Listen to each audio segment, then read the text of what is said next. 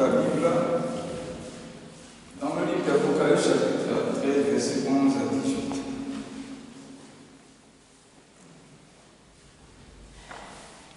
Apocalypse chapitre 13, verset 11 à 18.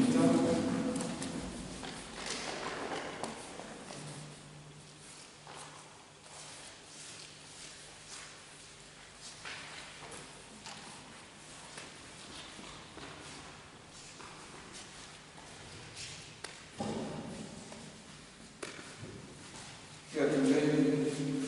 Commence la lecture. Les enfants, qui va lire l'italien d'abord? Christophe? Pourquoi tu n'as pas ta Bible? Hein? On ne vient pas de l'église sans Bible. On ne va pas à l'école sans ses cahiers. Sans son livre, sans ses cahiers. L'église a ses écoles. L'école spirituelle. Donc quand tu viens à l'église, prends ton livre, prends ton cahier, et prends ta Bible, tu viens à l'église. Ne laisse pas à la maison pour venir à l'église. Amen. Oui, qui a trouvé? Toi, il faut faire la lecture, tu as ta Bible. Apocalypse chapitre 13, verset 11 à 18.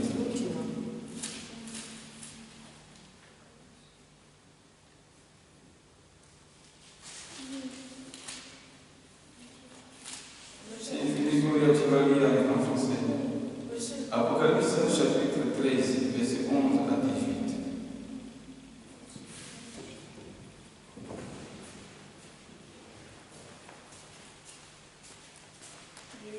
Quand le micro est plus fort, je vais proposer l'enfant, il faut le soulever.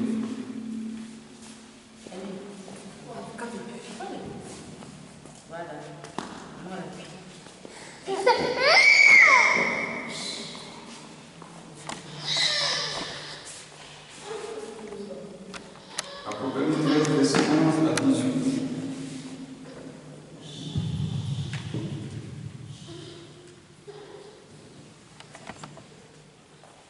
Fais face à la caméra et va ici que tu dis.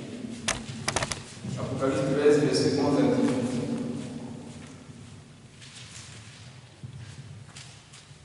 Donne la lecture et puis toi tu prends le micro. Tu veux l'aider.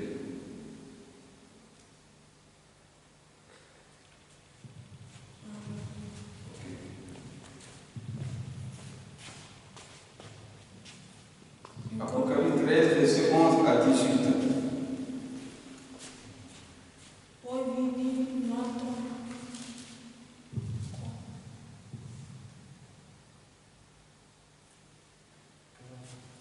Poi vidi un'altra bestia che saliva dalla terra ed aveva due corna simili a quelle di un agnello, ma parlava come un dragone.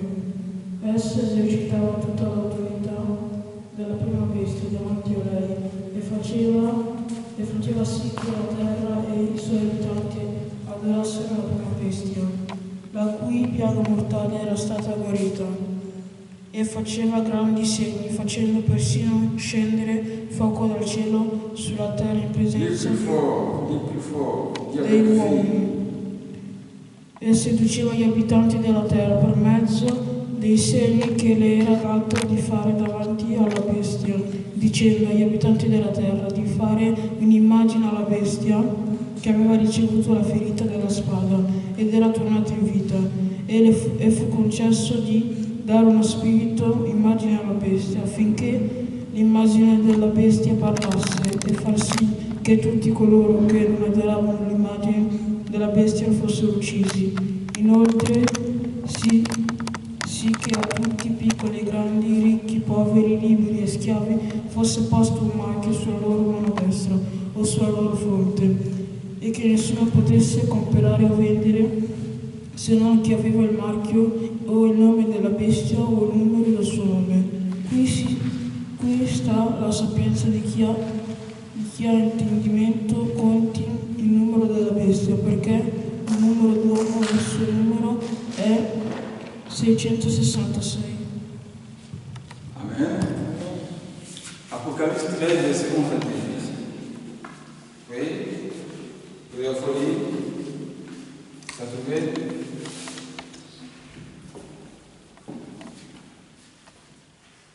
Puis je vis de la terre une bête qui avait 2 cornes, semblables à celles d'un agneau, et qui parlait comme un dragon. Il exerçait toute l'autorité de la première bête en sa présence, et elle faisait que la terre et les habitants adorent la première bête, dont la blessure mortelle avait été guérie. Elle opéra de grands prodiges, même jusqu'à faire descendre du feu du ciel sur la terre, à la vue des hommes.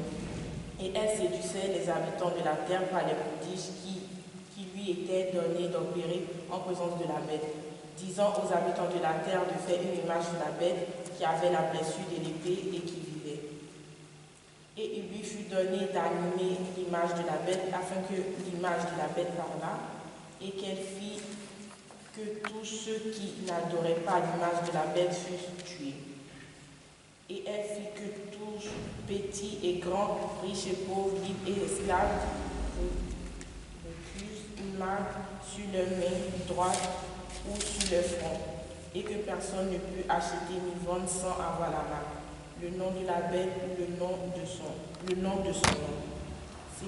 C'est ici la sagesse, que celui qui a de l'intelligence calcule le nom de la bête, car c'est un nombre d'hommes et son nombre est 666. Amen.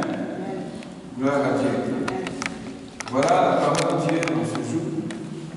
Comme le Seigneur veut que nous évangélisions. Et l'évangélisation sera beaucoup liée sur la fin des temps, sur les signes de la fin des temps. Amen. Donc notre thème aujourd'hui, c'est du coronavirus au confinement et du confinement au vaccin. Du coronavirus au confinement et du confinement au vaccin. Amen. Le coronavirus, c'est la maladie. Le virus, c'est la maladie. Cette maladie, elle est liée au froid. Cette maladie, elle semble être le peuple aigu, qui tue, qui affaiblit très vite. Voilà, qui affaiblit le corps très vite et qui tue rapidement. Quand le corps est très affaibli, tu n'as plus de force, c'est comme si tu évacues. Donc tu es en train de mourir à grande vitesse. Voilà, même pas en 2 jours. À grande vitesse. C'est ça, cette maladie. Le confinement, dans le fond, le confinement c'était la retraite spirituelle que Dieu a imposée à l'humanité, mais qu'il a inspiré à ses satanistes. Et puis eux, ils ont vu ça comme une affaire qui les arrange. Voilà, ils ont vu ça comme une affaire qui les arrange parce que en faisant ça, ils vont dire entre les 2 mondes qu'on est en train de vous aider avec le confinement. On dit de rester à la maison pour ne pas que vous arriviez à contaminer les autres. Donc, on est en train de gérer la situation. Voilà, ils font comme s'ils gèrent la situation, ils font comme s'ils sont en train de faire quelque chose de bien, mais dans le fond, ce n'est pas le bien qu'ils font, qu'ils veulent faire. Mais ils sont tombés eux-mêmes dans le piège de Dieu pour dire il faut les confiner, permettre qu'ils restent à la maison. C'était le plan de Dieu. Mais le confinement, en effet, dans le fond du confinement, le confinement était une retraite spirituelle que Dieu a assignée à l'humanité. Amen. Parce qu'au dehors, il y a la maladie. Au dehors, il y a la contamination. Donc le fait de se retirer pour rester à la maison, c'est une retraite spirituelle. Donc Dieu a privé l'humanité des plaisirs pour que l'homme le cherche. C'est ça un peu la retraite spirituelle. Parce que quand on fait une retraite spirituelle, c'est d'aller chercher la face de Dieu. C'est ça la retraite spirituelle. On se retire des plaisirs, on se retire des amis, on se retire des parents, on se retire de tout ce qui est matériel, et puis on va se mettre avec les choses spirituelles, on va chercher Dieu. Donc le confinement, c'était pour chercher Dieu. C'est ce que Dieu voulait atteindre. Mais malheureusement, au moins à 70% des hommes sur la terre n'ont pas compris le sens du confinement. Et certains ont cherché même le plaisir dans le confinement, dans leur maison. Ils ont créé d'autres plaisirs. Il y a ceux qui ont violé le confinement et qui se sont cachés, ils ont menti pour sortir pour aller chercher le plaisir au dehors. Amen. Donc le confinement, c'était pour chercher Dieu. C'était une retraite spirituelle. Pour que l'homme fasse le bilan de sa vie. Pourquoi est-ce que cette maladie est arrivée? Elle est en train de tuer les gens. Il faut que l'homme se retire pour faire un petit bilan avec Dieu par rapport à sa majorité, pour chercher Dieu. Pourquoi? Qu'est-ce qui a marché? Qu'est-ce qui n'a pas marché? Pourquoi est-ce que cette maladie est arrivée? Afin que l'homme tourne sa face vers Dieu et que la crainte de Dieu anime le cœur de chacun. Voilà le but que Dieu veut atteindre, que l'humanité fasse un bilan de sa vie et que ceux qui vont changer de vie changent de vie. Mais hélas, combien sont ceux-là qui ont compris cette pensée de la retraite spirituelle? Même ceux qui partent à l'église, beaucoup n'ont pas compris le sens du confinement. On s'est plaint du confinement. C'était bien d'être confiné. Parce que tu n'es pas allé en boîte de nuit, tu n'es pas mort. Voilà. Tu n'es pas allé boire bière, tu n'es pas mort. Tu n'es pas allé à des cérémonies de fêtes d'anniversaire, tu n'es pas mort. Tu n'es pas allé dépenser ton argent dans des choses qui coûtent cher, tu n'es pas mort. Au contraire, ça t'a permis d'être restauré. Ça t'a permis de ne pas dépenser. Ça t'a permis de ne pas gaspiller. Donc le confinement était une bonne chose, spirituellement. Amen. Tout à l'heure, on va arriver à la définition, à l'explication véritable de ces choses avec des versets bibliques. Gloire à Dieu. Donc le confinement, c'était une vérité spirituelle. Le vaccin, c'est la marque de la bête. Le vaccin, c'est une piqûre. C'est une dose qui est semblable à... Ce sont des produits chimiques. Voilà. Semblable à un venin. Parce que dans leur but, c'est d'injecter la maladie. Parce qu'avec le coronavirus, ils n'ont pas pu atteindre le maximum des armes qui voulaient tuer. Beaucoup ne sont pas morts comme ils voulaient atteindre. Alors, pour continuer cette mort, il faut rapprocher la maladie vers les hommes qui est le vaccin direct. Amen. Voilà. Pour multiplier les morts, il faut créer maintenant la maladie plus proche. Donc, les vacciner. Voici la raison pour laquelle on t'oblige à te faire vacciner. Sinon que la santé, elle est santé. La santé, elle est personnelle. De la même manière que le salut est personnel, il est individuel, ça veut dire qu'on ne te force pas, on te propose. Amen. Voilà, on te propose. Voilà pourquoi Jésus a dit dans Matthieu, chapitre 11, verset 28, il dit, venez à moi, vous tous qui êtes fatigués, chargés, je vous donnerai du repos. Mais il n'a pas regardé quelqu'un pour dire, viens de ta vie, je vais forcer. Bien qu'on te mette un pistolet ici, il dit, il faut que forcer pour ta vie, Jésus, on te tue. Amen. Entrer au paradis, ce n'est pas forcé. Dieu ne force personne, mais toi-même tu dois te forcer à entrer au paradis. Donc c'est donc la force, l'obligation de se faire vacciner doit se faire individuellement, non pas que les hommes doivent t'obliger à te faire vacciner. Mais si on t'oblige à te faire vacciner, c'est qu'il y a un secret derrière. Il y a un but derrière. Il y a quelque chose derrière qu'on te cache, qu'on t'oblige à te faire vacciner. Amen. Mais on va arriver là. Pourquoi est-ce qu'on t'oblige à te faire vacciner? Donc, le vaccin, c'était plutôt la marque de la bête. Et le vaccin, comme tu as vu ici, la marque de la bête se fait ici, sur le bras droit, comme c'est écrit ici, ou sur le front. Amen. C'est pourquoi je dis aux gens, si tu vas te faire vacciner, il faut te faire vacciner par la main gauche. Amen. Voilà, pour déjouer le plan du diable qui est écrit ici. La droite. La droite, c'est la justice. La droite, c'est la vérité. La droite, c'est le sang de ta vie. La droite, c'est la foi de ta vie. Attention, on te pique sur la droite, c'est comme si on a paralysé ta vie. Si on te pique par la droite, on te pousse à vivre dans le désordre. Si on te pique par la droite, on te pousse à vivre dans l'incertitude. Amen. Et quand tu donnes la main gauche, tu as dribblé la cible. Amen. Donc il faut te faire vacciner par la main gauche. Gloire à Dieu. Amen. Alors, qu'est-ce que nous allons voir ici? Lisons dans Matthieu 24. Je suis là ce soir pour vous expliquer un peu les signes des temps de la fin liés à cette maladie. doit faire par rapport à la fin des temps et par rapport à ce vaccin et à cette maladie. Je voudrais rendre un petit témoignage par rapport à ce vaccin.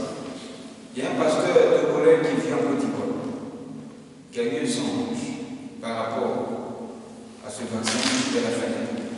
J'espère que vous avez écouté son témoignage sur les réseaux sociaux. Il disait comme ça que dans son songe, c'était à Abidjan.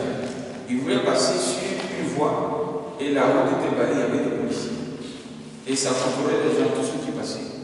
Alors il est arrivé, il est passé. Ils ont contrôlé ses papiers. Tous ces papiers qu'il avait comme Togolais, voilà. Hein, carte consulaire, passeport, ses cartes d'identité, tout ça. Ils ont contrôlé. Ils disent que non, ce n'est pas ce que eux veulent comme document. Il y a un document qu'il doit montrer.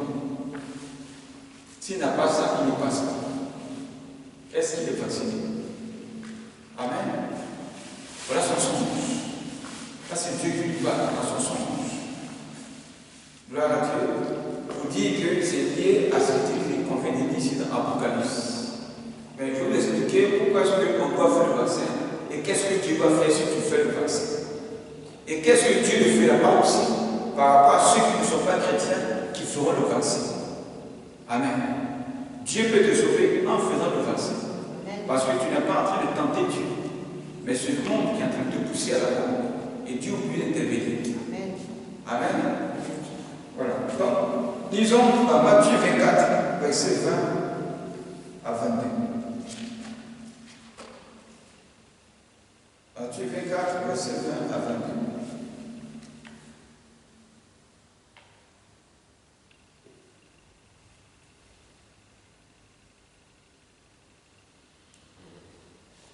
C'est le serment de Jésus sur le monde de cette vie, où il a prédit la fin des temps et tout ce qu'elle a arrivé sur les nations, sur le monde.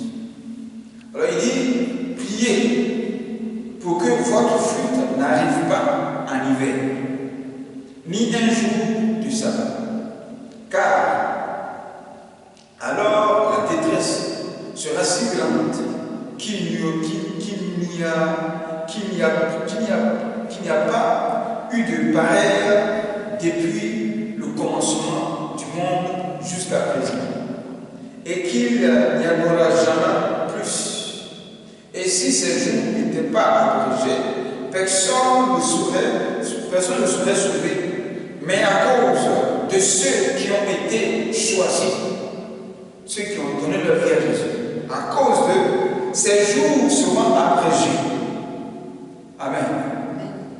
Voilà. Donc, coronavirus, c'est une maladie qui est liée à l'hiver, qui est liée au froid. C'est lié au froid. Et c'est un palu aigu. Quand tu as le palu, tu as mal à la tête. Tu as le rhume, tout ton corps te fait mal. Tu sens la fatigue en toi. Voilà, il y a des morts qui sortent. Voilà. Ton rhume, il est très jaune. Hein? Ton urine est très jaune. Et ceux qui ont souvent, on appelle ça, tu as, on appelle ça, le goût qui est amer, la bouche qui est amère. Donc, en effet, c'est un palu aigu. Voilà. Et tout ça, c'est lié au froid. Pourquoi est-ce qu'ils ont collé ce virus-là, cette maladie-là au froid? Parce que c'est en hiver ici que beaucoup meurent. Tout le monde vient de lire. Voilà. On va revenir ici. Il dit priez pour que votre fuite n'arrive pas en hiver. Votre fuite n'arrive pas en hiver. Parce que si ta fuite arrive en hiver, si des choses difficiles vont arriver en hiver, c'est que la mort peut arriver. Parce que c'est en hiver que l'esprit de mort prend ici beaucoup en Occident. L'esprit de mort prend beaucoup en hiver. Parce que l'hiver est accompagné d'esprit de mort. Parce que quand tu vois l'hiver, quand l'hiver arrive, tout meurt. Les arbres meurent. Tout ce qui est nature meurt. Les hommes meurent. Le gaz compte. Ça tue les économies. Tu payes les agriculteurs. Ça tue les économies. Tout ce qui est vivant meurt en hiver. Donc Donc c'est le temps de l'esprit de mort. Donc ils ont envoyé cette maladie au temps de froid pour que plusieurs meurent. C'est une stratégie qu'ils ont mis en place. Amen. Et voici qu'en Afrique, il n'y a pas d'hiver. Voici la raison pour laquelle cette maladie n'a pas fait beaucoup de dégâts en Afrique. Parce qu'il n'y a pas de froid comme ici. Et vous avez vu, quand le froid est arrivé, il y a eu beaucoup qui sont morts. Quand le soleil est arrivé, ça baisse. Et quand le soleil arrive, ça baisse. Donc la chaleur tue ce virus. Parce que c'est une maladie qui est liée au froid. Donc ils ont envoyé ça en hiver. Amen. Qu'est-ce qu'il dit encore? Il dit, car c'est alors la détresse sera si grande. Il n'y a pas eu de pareil depuis le commencement du monde jusqu'à présent. Et on a vu les morts. Tellement ici, les gens sont morts. Beaucoup ont été effrayés, ça faisait peur. Aux États-Unis, beaucoup sont morts. En Chine, beaucoup sont morts. C'était effrayant. Et on n'a jamais vu ça dans le monde, mais ce n'est pas fini. Il y a encore des choses qui vont arriver. Et qu'il n'y en aura plus jamais. Et si ces jours n'étaient pas abrégés, personne ne serait sauvé. Si Dieu n'a pas arrêté ça, stopper un peu, ça serait terrible. Et le diable, avec ses formations, ses humanités, aurait atteint le but. Que beaucoup seraient morts. Et ce qui fait atteindre, c'est pourquoi encore ils ont proposé le vaccin. Et on t'oblige à leur faire vacciner parce qu'il veut atteindre le but. Mais Dieu est derrière et il va les déprogrammer. La fin des temps, ce sont les chrétiens qui vont abréger les choses. Il dit même, à cause de ceux qui ont été choisis, à cause de toi le chrétien. Amen. Ça veut dire que ta prière peut changer, peut abréger, peut soulager, peut diminuer les choses du temps de la fin. À cause de ta prière, ça veut dire que si tu es quelque part, que les choses du temps de la fin vont frapper, à cause de toi seul, ceux qui sont autour peuvent sauver. Et à partir de toi, beaucoup peuvent sauver par ta prière. Voici la raison pour laquelle je dis que la fin des temps dans lesquels nous sommes ne doit pas t'effrayer. Amen. Parce que Dieu dit à cause de ses élus, à cause de ceux qu'il a choisis, les temps seront abrégés, les temps seront soulagés, les choses vont diminuer. Donc si un danger doit frapper les gens, là où toi tu es, à cause de ta présence, Dieu a oublié de calmer les choses. Ça veut dire déjà que ce vaccin-là ne peut pas les tuer. Mais ça fait tuer ceux qui ne sont pas élus de Dieu. Amen. Voilà. Quand on a fait le vaccin avec Christ, on arrive dans la salle. La dame, elle a la piqûre. Elle dit, bon, donne-moi le vaccin. Donne-moi, je vais prier d'abord. Elle dit, ah bon, il dit, oui. Il doit prier. Donc, elle m'a donné ça. Et puis j'ai mis sa main sur lui. Et puis j'ai prié. Voilà. La semaine, je suis passé, j'ai prié. Vendredi, on est parti encore. J'ai prié. Elle m'a donné. C'était la même. Elle dit, ah, c'est quoi encore? Oui, oui. Elle m'a donné. J'ai prié. Amen. On est venu à la maison. Je lui ai donné Ferragam. Le soir, j'ai chauffé de l'eau et mis Bazar dedans. Il s'est ouvert pour chauffer son corps. Comme je disais, c'est tout ce qui est chaleur. Quand tu fais le vaccin de fini, il faut prendre de l'eau chaude. Tu mets un matelas, tu te couvres et la chaleur, la vapeur de l'eau chaude va chauffer ton corps pour tuer la dose. Amen. Tu prends le Ferragam, tu fais tout ce qui est médicament de palu pour tuer la dose. Amen. Parce que comme il dit, c'est le soleil qui tue le virus. Tout ce qui est chaud tue le virus. Pourquoi? Parce que c'est lié au froid. Quand il y a le froid, ça s'augmente. Quand il y a la chaleur, ça s'abaisse. Donc il faut pratiquer, il faut te soigner avec tout ce qui est médicament de palu. Il faut que ton corps soit chaud. Voici la raison pour laquelle le corps des Africains qui a en lui la chaleur, tue le virus. Donc, ça n'a pas pu faire beaucoup de dégâts en Afrique. Et c'est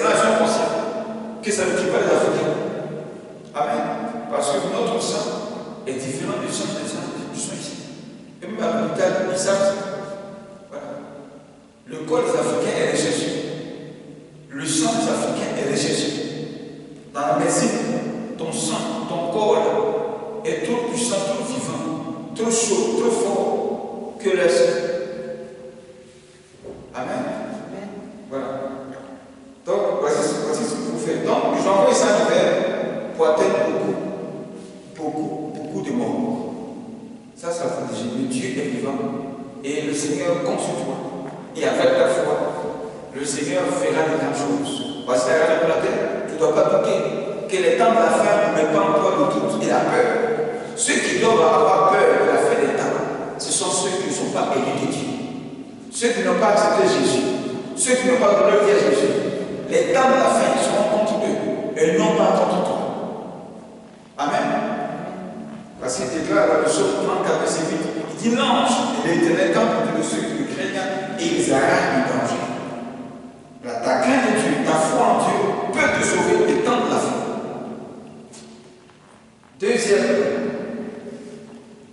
Deuxième élément, le confinement. Comme je disais, le confinement, c'est une planification satanique dans laquelle, voilà, Dieu a envoyé notre plan. Donc la retraite spirituelle, le confinement. Il faut comprendre que quand ça ne va pas, tu t'arrêtes, tu fais une pause.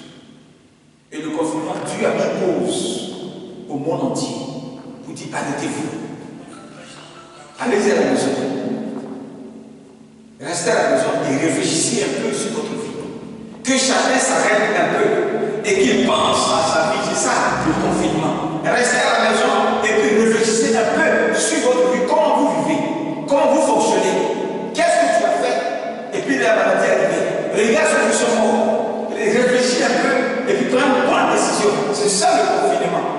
Retirez-vous et puis réfléchissez un peu. C'est ça le confinement.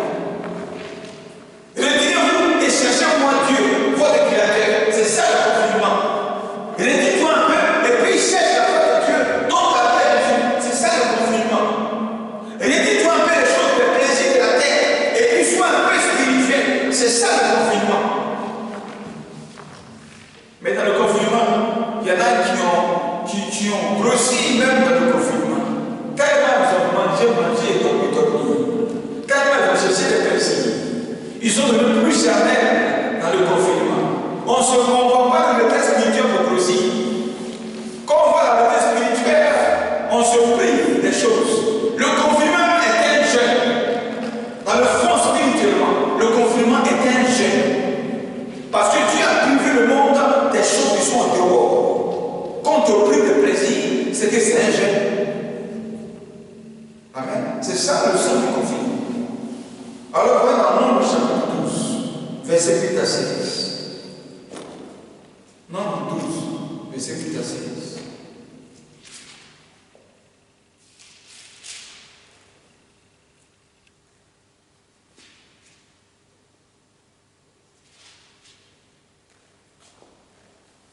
Il dit, je lui parle directement. Dieu parle ici de Moïse. Mais il parlait à Myriam, la grande sœur de Moïse, avec Aaron. Aaron, son grand frère, le premier.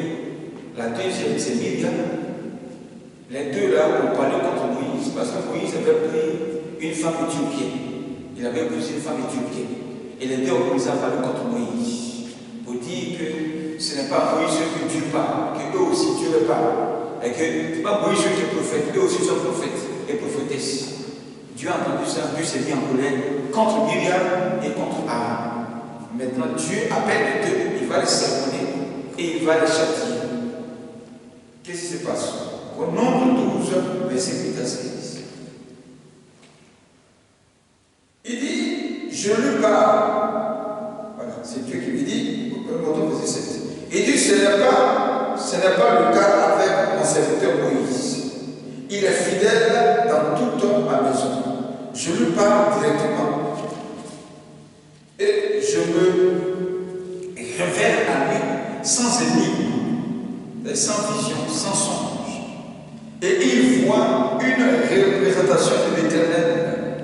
Comment se fait-il que vous n'ayez pas eu peur de parler contre mon serviteur Moïse? La colère de l'Éternel s'enflamma contre eux. Il s'en alla et la nuée se retira de dessus de la tente. Et voici que Myriam était frappée de lèpre, elle était blanche comme la neige.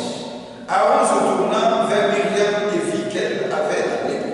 Alors il dit à Moïse, de grâce, mon Seigneur, maintenant il appelle Moïse mon Seigneur. Amen. Le petit frère, c'est le petit frère. Maintenant qu'à cause de lui, Dieu l'a frappé, il a eu peur maintenant, il va exécuter Moïse. Il appelle Moïse son petit frère maintenant mon Seigneur. Amen. Gloire à Dieu. Il dit, mon Seigneur, ne nous fais pas supporter les conséquences du péché que nous avons eu la folie de commettre et dont nous nous sommes rendus coupables. Qu'elle ne soit pas comme l'enfant mort, né qui sort à moitié décharné du ventre de sa mère.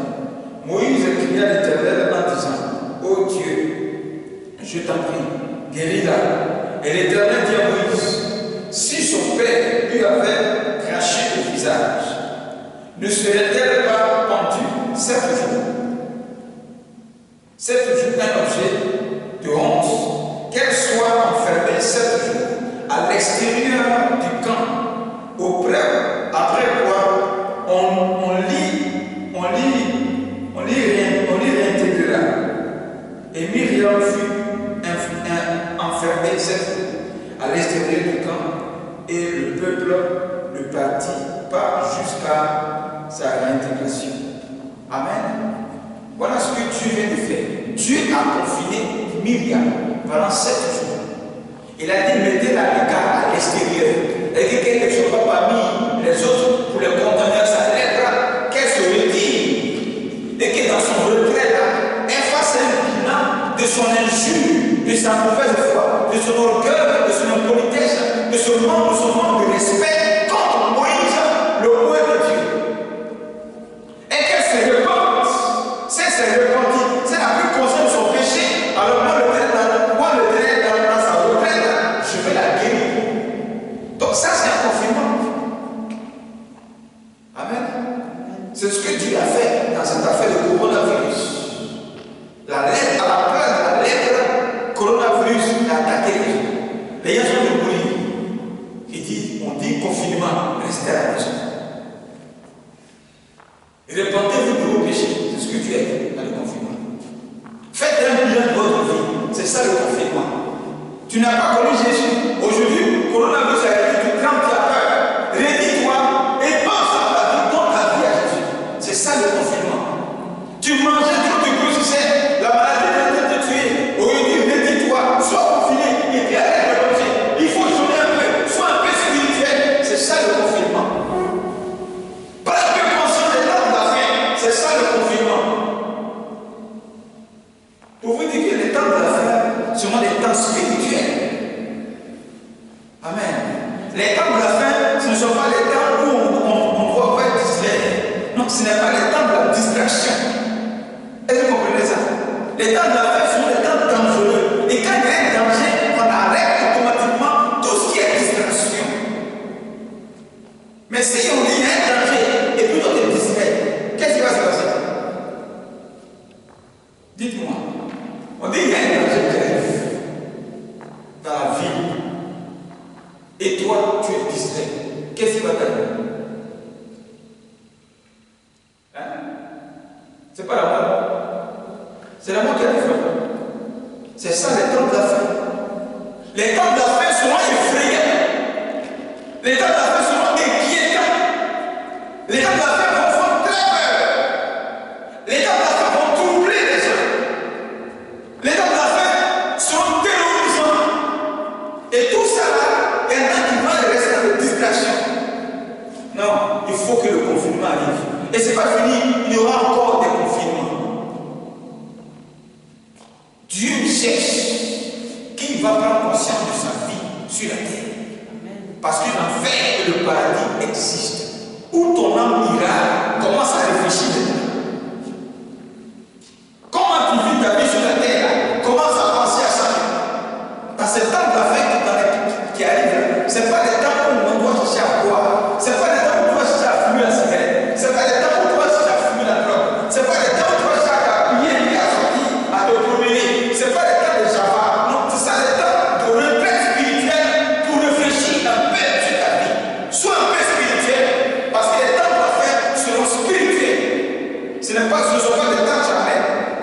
ça le temps de la fin. Garde à ceux qui seront distraits dans le temps de la fin. Ils seront surpris par le diable. Garde à ceux qui seront dans le temps de la fin en train de s'amuser. Ils seront surpris par le diable.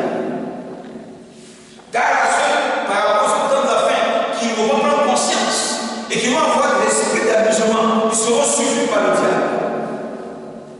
Les temps de la fin, ce n'est pas un temps où on s'habille pour se promener comme des styles, des stylistes modélistes, mais des modèles. Amen. Ce n'est pas ça les temps de la fin. Les temps de la fin seront spirituels. Ce sont des temps de prière, des temps de jeûne, des temps pour donner la Bible, des temps pour chercher la face de Dieu, des temps pour te retirer. Retirez-vous un peu. Retirez-vous un peu comme l'aigle. Quand l'aigle vole, et que l'aigle comprend que je commence à être très lourd, je ne peux plus voler en haute altitude, c'est que vraiment je dois aller sur une montagne, me retirer un peu, et puis enlever les vieilles plumes, frapper mon bec contre le rocher, afin que le bec soit trop fort et que tout se renouvelle. Quand l'aigle fait ça, l'aigle reprend son vol et vole encore plus haut. C'est ce que Dieu veut atteindre avec nous. Amen. C'est ça le confinement, la retraite spirituelle. L'église aussi est un confinement pour le monde entier. Quand les gens sont fatigués au dehors dans le plaisir du monde, ils sont tout tentés, tout décédés, bloqués, rien n'avance. Ils sont échoués, il y en a qui sont tombés malades. Quand ça ne va plus dans leur vie, ils sont tout tentés, ça ne va pas. Ils sont frappés à toutes les sectes pernicieuses. On les a escroqués et volé leur argent. Tout est fermé, ils ont tout essayé. Maintenant, ils disent, je vais aller à l'église pour essayer avec Dieu. Et puis ils viennent à l'église dans le désespoir. Et ils sont assis là. Ils ne croient plus rien. Ils sont assis là. Et Dieu commence à les visiter avec une parole. Et il donne leur vie à Jésus. Et ils restent à l'église. Ils sont dans le monde. L'église était confinée pour le monde entier. Amen. L'église était confinée pour le monde entier. C'est à l'église qu'on vient, qu'on apprend à prier. C'est à l'église qu'on vient, qu'on apprend à jeûner. C'est à l'église qu'on vient, qu'on apprend à lire la Bible. C'est à l'église qu'on vient, qu'on apprend comment Dieu fonctionne. C'est à l'église qu'on vient, qu'on commence à comprendre les choses spirituelles. C'est à l'église qu'on vient, et puis nos yeux s'ouvrent. Parce que dans le monde, les yeux sont fermés, ta conscience est fermée, et tu ne penses que, comme un philosophe qui raisonne par rapport à la nature. Quand on est hors de l'église, voilà comment l'homme est. Quand l'homme est hors de l'église, il ressemble à un animal sauvage, qui fait ce qu'il veut, qui mange comme il veut, qui vit comme il veut, et qui n'a aucune conscience comme un animal. Mais quand tu rentres à l'église, ta conscience change, ton esprit change, tout se renouvelle, les consciences passent, et désormais tout se devient nouvelle. Le confinement, c'est aussi l'église. Amen. Donc, retirez-vous un peu, comme Dieu a retiré Myriam pendant 7 jours. Et quand elle a fini d'être restaurée, elle pourra repartir au milieu des autres. Quand tu vas finir de te rebâtir, de t'enseigner, de te rendre mature, tu pourras sortir bien pour aller évangéliser. En ce moment, les péchés des païens vont te contaminer. Mais quand tu es nouveau converti, tu as l'église. Dieu n'est pas encore fini de te restaurer. Et puis toi, automatiquement, tu sors, tu ne vas avec ses amis. Comprends qu'ils vont te contaminer avec le péché. Pourquoi? Parce que tu n'es pas encore battu spirituellement. Voilà pourquoi il ne faut pas avoir de mauvaises compagnies en tant que nouveau chrétien. Les mauvaises compagnies, dit la Bible, corrompent les bonnes mœurs. Amen. 1 Corinthiens 5, verset 17. Les mauvaises compagnies corrompent les bonnes mœurs. Si tu n'es pas encore assidu, tu n'es pas encore mature dans la foi, le confinement est une bonne chose. Amen. Finissons.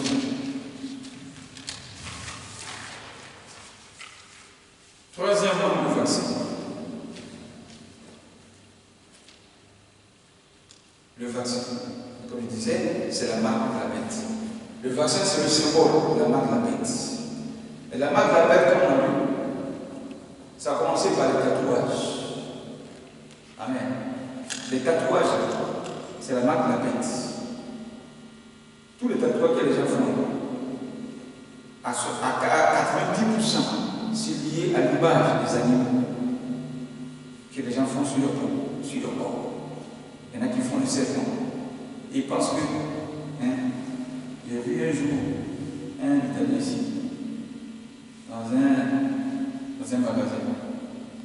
Ils vendent des articles scolaires en allant vers où on fait les papiers des étrangers là en face. J'ai acheté quelque chose là-bas et il a fait la main. Quand il m'a tendu la main, voilà, tatouage. Et puis là, la tête du serpent sur sa main. Et il pense que c'est le venin du serpent dans son bras là, qui a fait qu'il sera puissant. L'animal reste l'animal. L'animal est sauvage. Amen. Dieu ne t'a pas créé avec un esprit sauvage. Dieu t'a créé à son image et à sa ressemblance. Ça n'a rien à voir avec l'animal. L'animal n'est pas l'image de Dieu. L'animal n'est pas la ressemblance de Dieu. Toi, tu es plus beau que l'animal. Tu es plus réfléchi que l'animal. Tu vois plus clair que l'animal. Mais l'homme aujourd'hui veut ressembler à l'animal. Il ne veut pas ressembler à Dieu. L'animal devient un Dieu. Donc si l'animal devient un Dieu, ça veut dire que toi tu deviens un idolâtre. Les tatouages sont aussi l'image d'idolâtrie. Donc l'esprit de l'animal devient ton Dieu.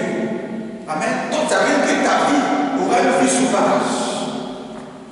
Donc il va ressembler au serpent. Quand il dort, sa vie va fonctionner comme un serpent. Le serpent, c'est la ruse. Et quand ta vie va tourner dans la ruse, on va te tromper. Ils vont te mentir.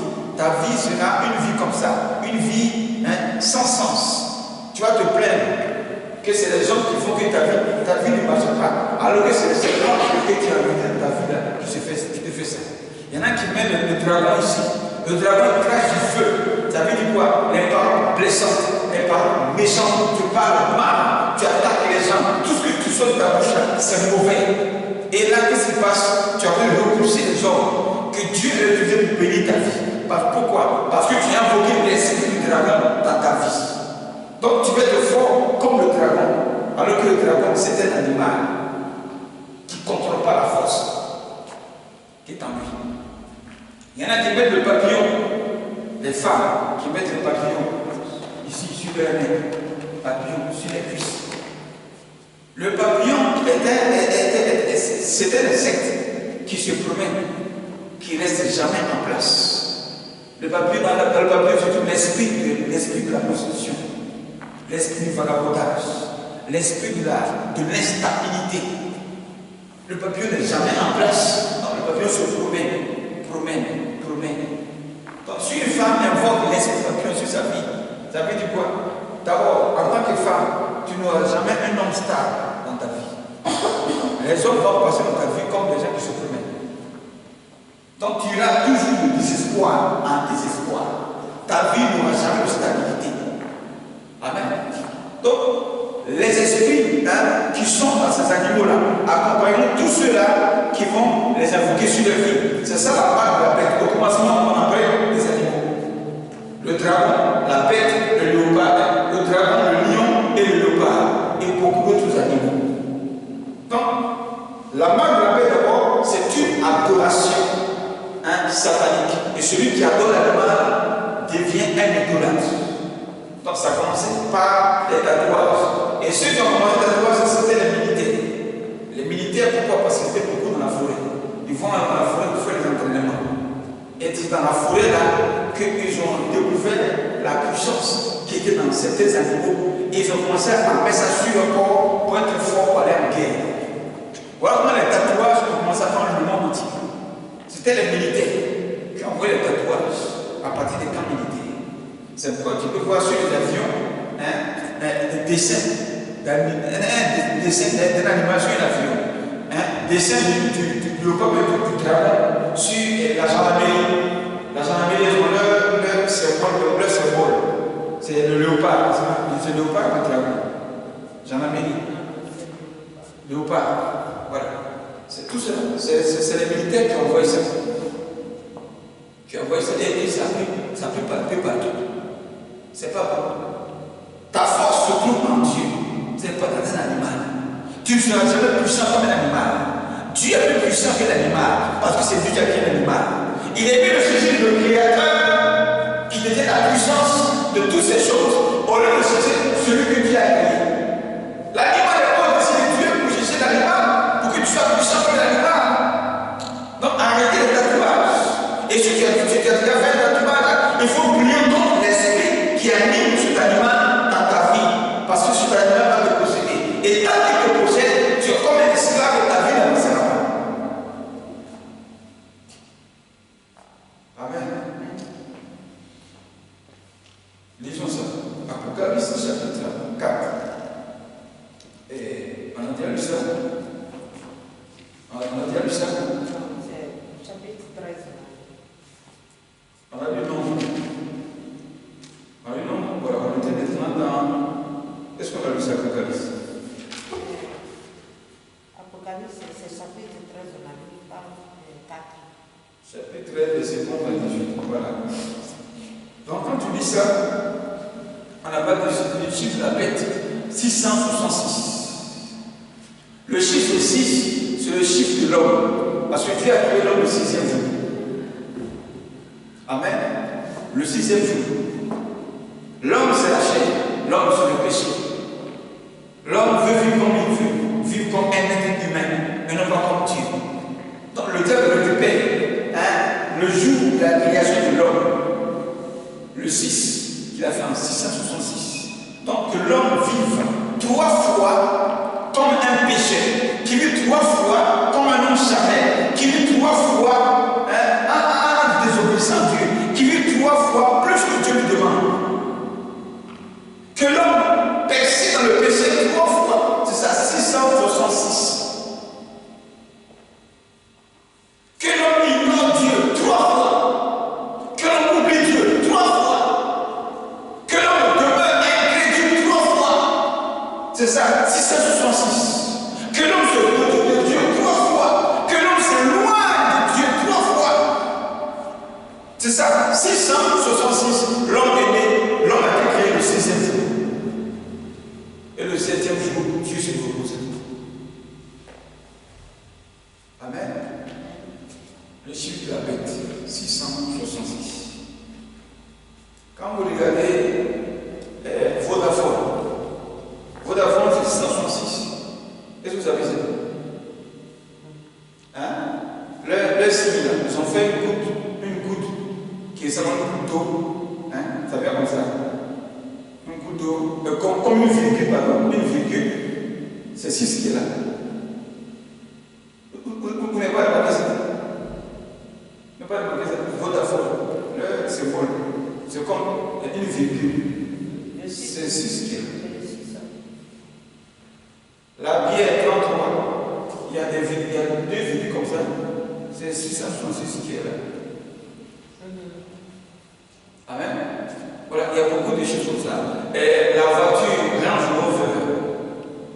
Rover nouveau, les phares devant, c'est 666. La voiture Alfa Romeo, derrière le feu là, quand ça s'allume en 6. Vous n'avez pas remarqué ça? Le feu là, le feu arrête de Alfa Romeo là. C'est 666. Remarquez ça. Mais ceux qui roulent ces voitures, ça passe parce qu'ils sont ignorants. Mais ceux qui fabriquent ça, c'est ce qu'ils font. On voit le phare là, comme ça, c'est joli. Mais c'est 6 qui est là. Et puis tu payes, tu roules, tu es dedans. Beaucoup de voitures sont marquées par la marque de la bête. 666. Beaucoup de voitures. Et ce sont des voitures de luxe. Tout ça fait quoi? Pour séduire, t'attirer, pour te mettre dedans. Mais on n'aime pas les voitures chères, les petites marques, bien jolies, on n'aime pas ça. On aime ce qui attire, ce qui attire le monde. Alors que ce qui attire le monde est marqué. Ce qui est séduisant est marqué. Les marques. C'est plus cher. C'est pourquoi Jésus dit, soyez humbles. Vivez humblement, marchez humblement, mangez humblement. Car l'humilité précède la gloire, mais l'orgueil précède la chute. Et les choses humbles, les choses simples, Dieu est dedans. Mais ce qui coûte cher, Dieu n'est pas dedans. Ce qui est précieux, qui a tué le monde, Dieu n'est pas dedans. Mais ça ne veut pas dire que Dieu n'a pas la vie qui sont grandes. Amen. Tu peux être grand par la grâce de Dieu et puis vivre humblement. La gloire, tu n'as pas besoin de vivre avec les choses chères quand tu as la gloire. Même quand tu as la gloire et que tu vis avec les choses moins chères, quand les gens te voient, ils pensent que ce que tu portes coûte cher. Jésus était dans la gloire, mais il marchait avec des pauvres. Mais ça n'a rien à dire de sa gloire sur lui. Amen. Donc, le monde est marqué. Il y a des ceintures, des grands démons. Il y a des ceintures qui puissent brûler. Des ceintures. Il y a des habits qui sont marqués par le grand démon. Tout cela, c'est lié à la mort, à la bête. 666.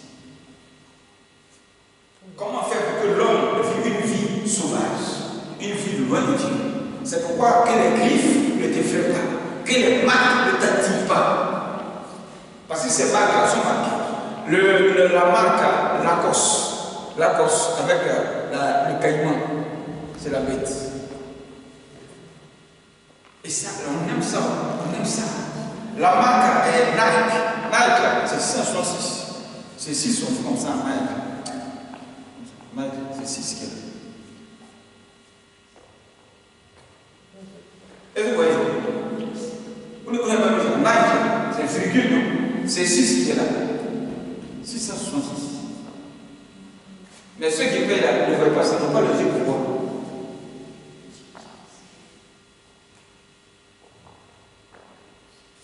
Mais quand on dit qu'ils ne payent pas, ils vont s'affoler. Mais ça, c'est une grande marque, il faut qu'ils payent ça.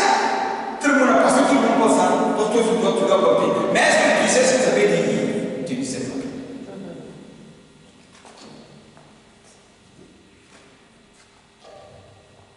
Il y a beaucoup de choses que vous ne connaissez pas. Mais que le diable se saisit de ça de façon rusée pour posséder l'humanité. On continue. On va finir avec le verset. Comme je disais, le baptême, le verset, c'est la marque de la bête. Donc, Matthieu chapitre 4, verset 5 à 7.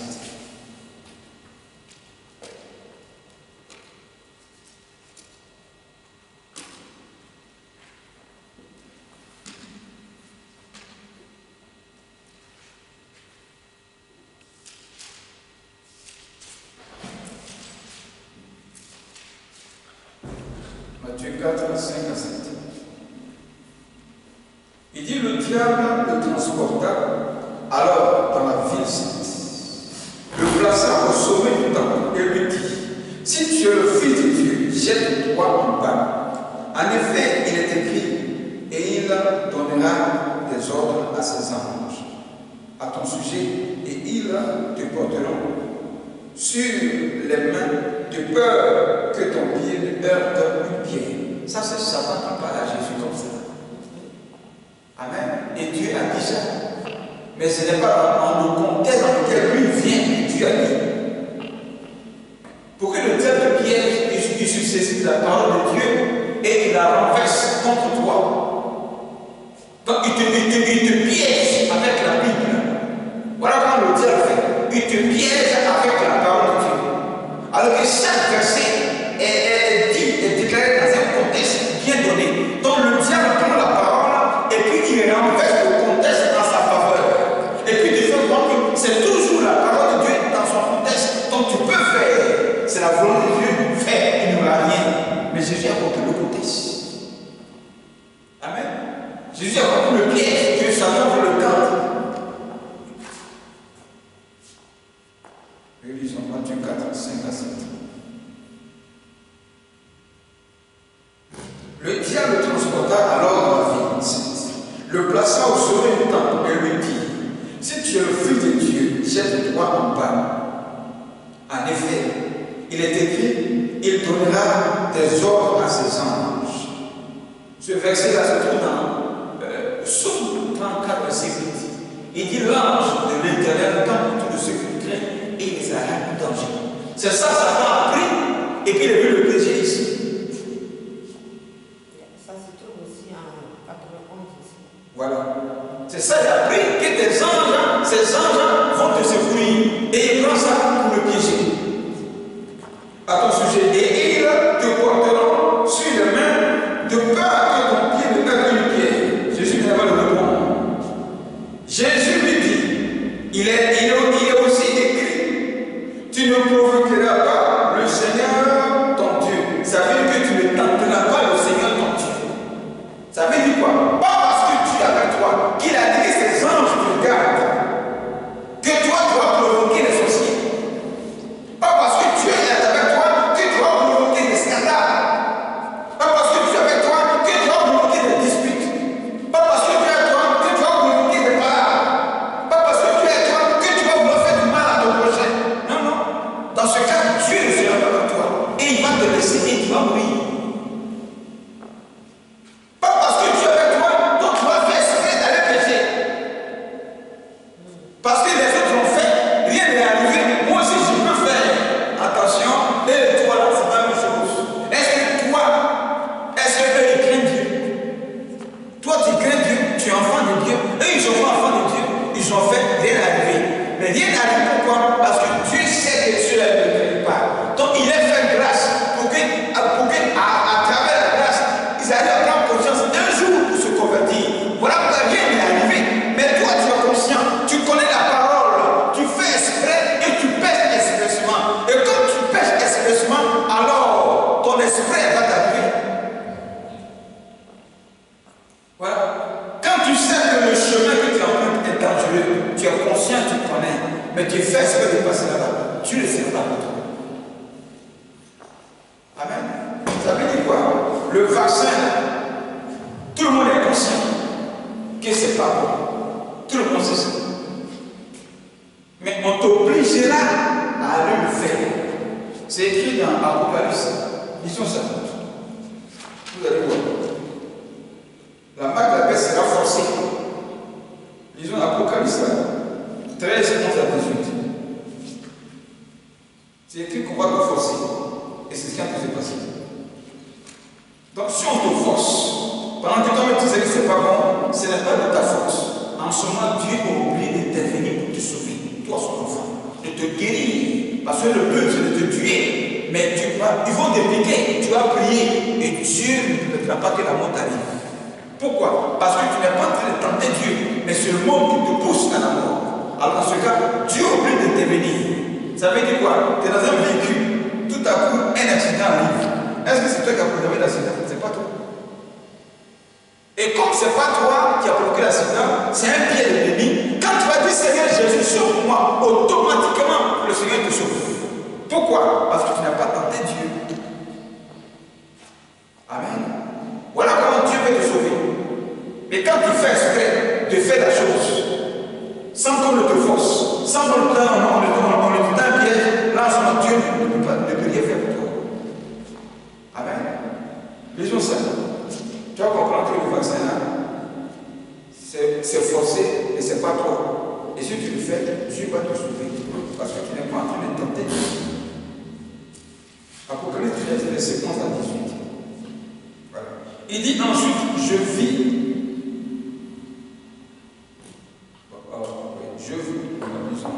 Descendant un peu, voilà, à partir du verset 14.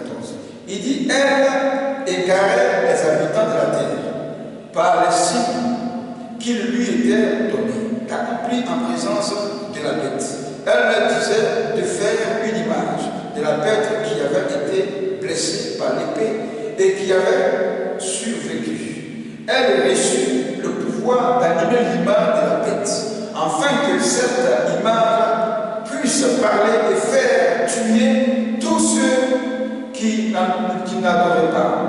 Elle fit en sorte qu'on impose à tous les hommes, petits et grands, et pauvres, libres et esclaves. Libre dit celui qui a Christ, qui est libéré. Amen. Et l'esclave, c'est celui qui n'a pas donné sa vie à Jésus. Donc ça veut dire que cette affaire-là, les chrétiens seront pris au pied de l'ennemi. Ils vont les forcer. Est-ce que tu comprends ça? Il fait en sorte qu'on impose, qu'on oblige. On t'impose ça, on t'oblige à le faire. Mais ce n'est pas toi qui veux le faire. Dans ce cas-là, si tu le fais, Dieu va te souffrir. Et je voudrais dire, ceux qui appartiennent dans la fête d'État, dans ce vaccin.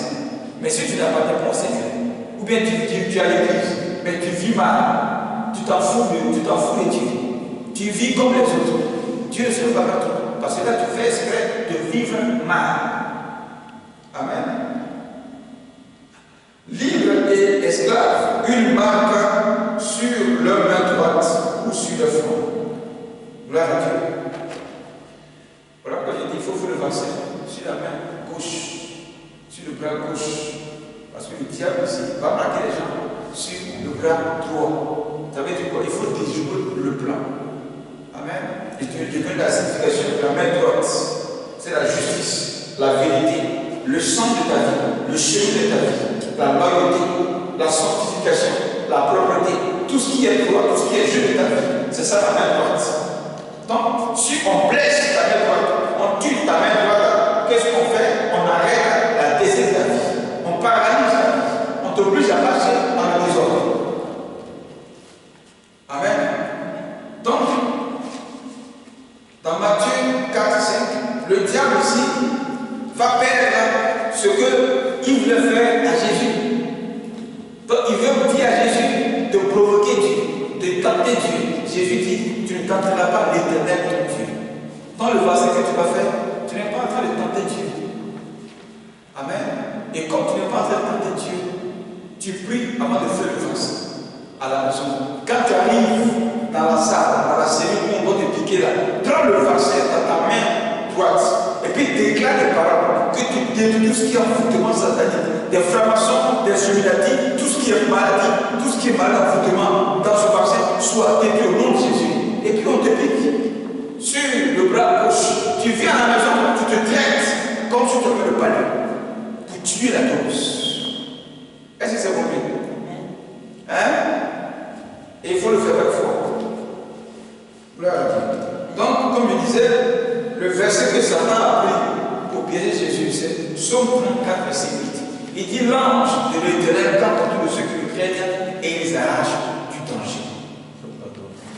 Psaume 34, verset 8. L'ange de l'Éternel campe autour de ceux qui le craignent et il les arrache du danger. Le danger, ce n'est pas toi qui le provoque, mais c'est l'ennemi. Donc on t'oblige à te mettre dans un danger. En ce moment-là, Dieu peut te délivrer. Mais quand tu es conscient du danger et tu vas le faire expressément, là Dieu n'est pas avec toi. Amen. Voilà. Donc la solution de la fin des temps se trouve dans Matthieu 24, verset 14. Que nous tous, nous devons obéir. Que toute l'Église universelle, doit obéir par rapport à la fin des temps. Matthieu 24, verset 14. Il dit, c'est à la fin du sermon de Jésus. Voilà.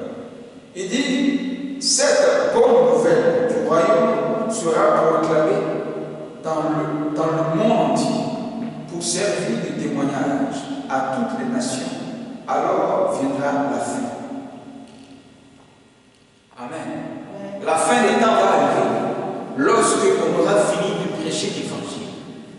Donc ça veut dire que la fin des temps, la solution de la fin des temps, c'est l'évangélisation. La solution de la fin des temps, c'est de donner sa vie à Jésus. La solution de la fin des temps, c'est d'aller prier. La solution de la fin des temps, c'est d'apprendre à jeûner maintenant. La solution de la fin des temps de ta vie, c'est de te retirer et de prendre le moment de temps de retrait spirituel. Les temps de la fin, la solution, c'est le spirituel. C'est ça les temps de la fin. Donc nous devons évangéliser. Tu as des camarades, tu as des copines, tu as des amis. Parle-leur de la fin des temps. Dis-leur de ne pas être distrait, d'arrêter la distraction. Les plaisirs, arrêtez ça. Nous ne sommes pas dans un temps de plaisir. Les temps de la fin ne sont pas un temps de plaisir. C'est pourquoi nous avons fini. On dit arrêtez les plaisirs, restez à la maison. Ils ne sont pas allés dans la boîte de nuit. Dès qu'on les a lâchés un peu, ils se sont déchaînés. Ils sont retournés dans la boîte de nuit pour revivre les mêmes bêtises. C'est pourquoi quand ils étaient en boîte de nuit ici, et puis il y a une boîte de nuit qui est tombée, qui s'est écroulée. N'est-ce pas? C'est pas qu'on n'a pas vu l'image. Le béton là est tombé. Et tous sont tombés. Il y en a beaucoup qui étaient morts. Vous n'avez pas vu ça ici? Vous n'avez pas les informations. Les jeunes gens de la boîte de nuit ici. C'est ça l'étage. Et le béton là, comme ici là, va se couler, puis tous on est en bas. Beaucoup sont morts ici, dans la boîte de nuit. On dit une boîte de nuit. Quand tu es en boîte, c'est la prison. Et puis la nuit, c'est les ténèbres. Donc c'est un lieu de souffrance, c'est ça la boîte de nuit. Donc la souffrance, le malheur, ça fait là-bas. Depuis qu'on a l'église, on dit, il vient pas la frapper l'église, tout le monde est mort. Tu as pas vu ça? Hein? Les gens sont allés de prier, et puis Dieu permet qu'un malheur frappe tout le monde est mort là-bas. Tu as pas vu ça? Mais ça boîte de nuit, ça se passe. Le plaisir. La fin des temps, ce n'est pas un temps de boîte de nuit. Ce n'est pas un temps où on va chauffer pour manger, se promener. Non, c'est un temps de prise de conscience. Chacun doit voir sa Bible à la fin des temps. Chacun doit avoir une Bible à la fin des temps. On doit parler de Jésus à nos amis à la fin des temps. Amen. La fin des temps. Ceux qui seront heureux à la fin des temps, ce sont les enfants de Dieu. Voilà. Si quelqu'un doit s'habiller à la fin des temps, il faut que tu aies Jésus pour t'habiller comme ça et puis sortir. Parce que la foi qui est en toi domine l'esprit qui est en toi, est plus puissant que l'esprit de la fin des temps. Amen. C'est celui qui a foi, qui est heureux, qui a foi en Dieu, qui est heureux. Mais quand tu n'as pas foi en Dieu, tu es terrorisé. Tu as la peur en toi. Donc si les gens n'ont pas peur de la fin des temps, ce sont des païens, ce n'est pas toi.